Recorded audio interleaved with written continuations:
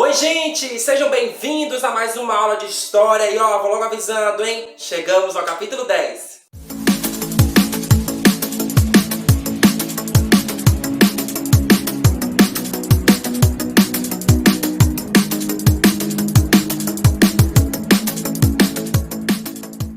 E no vídeo de hoje nós vamos conhecer um pouco mais sobre a história dos povos indígenas e dos povos africanos. Isso porque eu imagino que você já conhece um pouco sobre quem são os indígenas e quem são os africanos. Mas o que veremos hoje é muito do que esses povos indígenas contribuíram para o nosso país e que deram uma diversificada e uma ampliada na nossa cultura. Vamos ver agora como que os indígenas viviam no passado, quais eram essas características dos indígenas lá no passado e também no presente e o que eles trouxeram para o nosso povo. Primeiro, minha gente, que nós temos que entender que esses povos indígenas foram os primeiros habitantes desse território que hoje nós chamamos de Brasil. Então, antes de chamarmos de Brasil, antes desses mais de 500 anos de história, já haviam aqui vários povos indígenas. E esses povos indígenas viviam em diferentes grupos, eram diferentes povos com diferentes características. É claro que algumas características eram bem semelhantes, tinham alguns pontos em comum.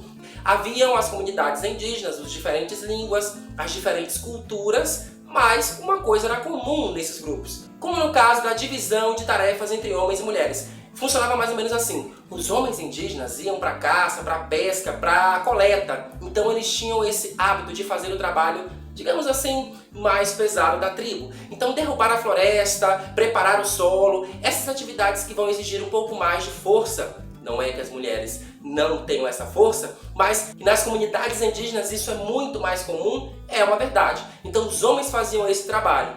Já as mulheres faziam o preparo dos alimentos, fabricavam as redes, participavam da fabricação de cerâmicas, dos adereços, dos utensílios. Essas eram atividades das mulheres. Então, e aí, naturalmente, se nós temos os adultos, teremos também as crianças.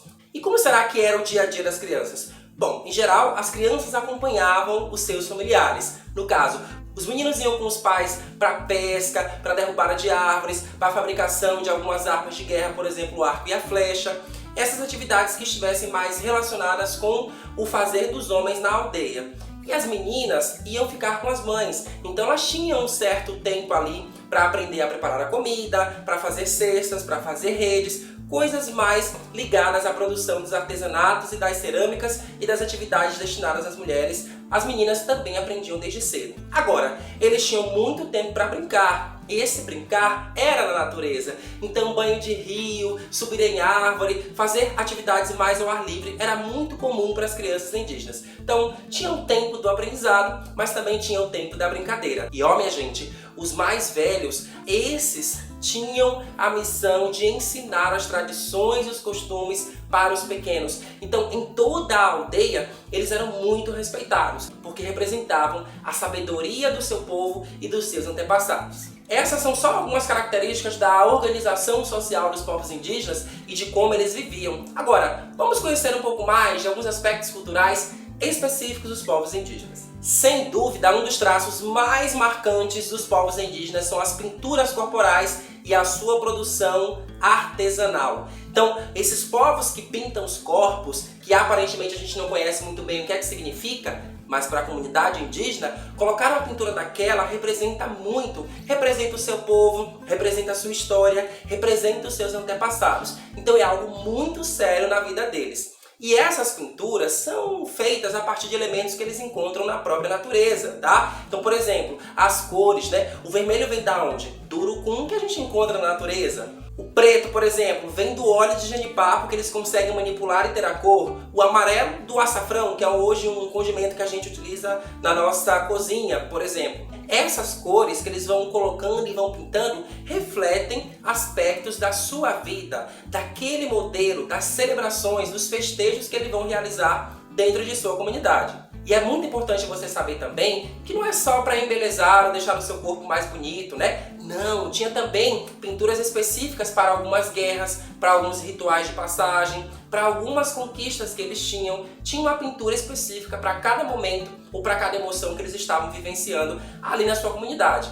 E a sua arte artesanal, por exemplo, a cerâmica, é algo que demonstra a complexidade da produção dessa arte indígena. Então são vasos, jarros, que revelam a forma como eles trabalham o barro e a argila, e também as pinturas que eles trazem e as mensagens que eles deixavam também em algum desses jarros. Então é algo muito mais complexo do que a gente imagina e que é muito presente e marca muito a origem desses povos aqui no nosso país. E isso vai contribuir, minha gente, com a nossa arte, com a nossa cultura, com toda certeza. Alguns hábitos alimentares dos indígenas, algumas palavras do cotidiano indígena, como arara, peteca, pipoca e várias outras palavras, acabam chegando até nós e estão presentes no nosso cotidiano, reforçando a ideia de que muitas coisas que foram de origem indígena acabam influenciando a cultura do país de uma maneira geral. Agora nós vamos conhecer um pouco mais sobre a história dos povos africanos que foram escravizados no Brasil, e aqui eu já disse para você a origem deles. Então os povos que vieram da África, vieram de várias regiões da África, mas vieram numa condição não muito bacana,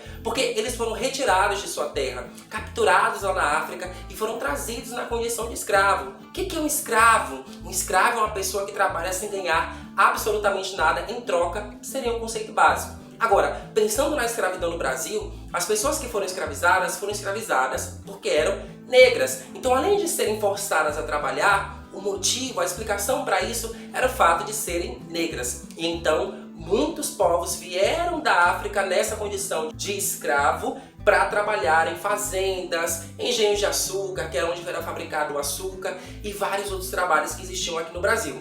Agora, esses povos também trouxeram as suas tradições, os seus costumes, as suas crenças, os seus festejos, as suas celebrações, que vão se misturar também à nossa, que vão se misturar aos portugueses e aos indígenas e vão dar origem a várias expressões artísticas e culturais do nosso país. Apesar do fato da escravidão ser algo ruim para o nosso povo, e isso é muito marcante, e ao longo da sua vida na escola você vai aprender muito sobre isso, olhamos também para a escravidão como o que será que os povos africanos que vieram de várias partes da África trouxeram para o Brasil. Vamos ver agora. Eu trouxe aqui alguns exemplos dessas manifestações que contribuíram para a nossa cultura. Por exemplo, a capoeira, que era uma forma de expressão e também uma forma de resistir à escravidão, que logo depois vai ser instaurada aqui no nosso país e que muita gente hoje pratica, inclusive nas escolas. Música, os mais diferentes tipos de músicas e de instrumentos,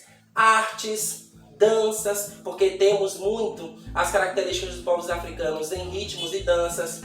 A culinária, como por exemplo o dendê, a pimenta e também o bolinho de acarajé que a gente consome no nosso dia a dia, também é de influência africana. E um dos elementos mais marcantes da cultura africana são os tambores e ritmos africanos, que juntos vão dar origem a um ritmo consagrado dentro e fora do nosso país, que é o samba. Que é esse ritmo, marcado ali, que tem uma origem dentro do nosso território baiano, que é no recôncavo, mas que também vai gerar outras, digamos assim, derivados do samba em outras regiões do nosso país, como, por exemplo, lá no Rio de Janeiro. Então é um ritmo que acaba se diversificando e atingindo outros espaços. E não só isso, temos vários outros elementos da cultura africana, mas isso a gente continua vendo nas próximas aulas. É isso, gente. Eu espero que você tenha gostado. Não esquece de deixar o like no canal. E a gente se encontra para mais uma conversa sobre esse assunto na nossa próxima aula, tá certo? Beijo grande, minha gente. Até a próxima aula. Tchau!